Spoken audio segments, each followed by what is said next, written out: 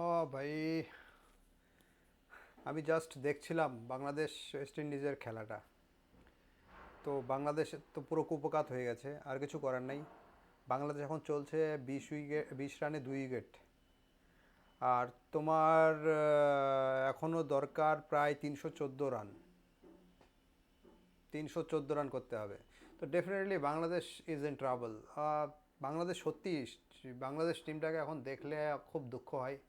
কারণ একসময় যখন খেলা আমরা দেখতাম, বাংলাদেশের একসময় প্রাইম টাইম যখন ছিল, উপর থেকে তামিম ইকবাল, ইমরুল কায়েস, তারপরে মাঝে সাকিব আল হাসান, ফের মুশফিকুর রহিম, নাসির হোসেন, পরে বোলিংয়ে তুমি চলে যাও একের পর এক রুবেল, মাশরাফি। ও হো হো, হোয়াট ওয়াজ আ টিম! কি টিম ছিল একসময়!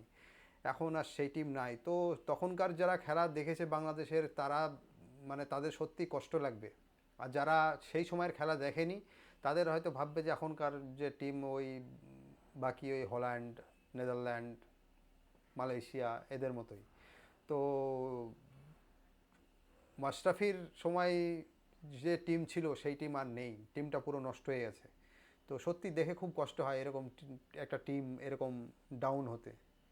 একটা যখন মিনো টিম যখন ভালো খেলে, তারা তারা যখন উপরে চলে যায়, তখন সেটা দেখতে খুব ভালো লাগে। কিন্তু রিয়েলি স্যাড ফর হিম।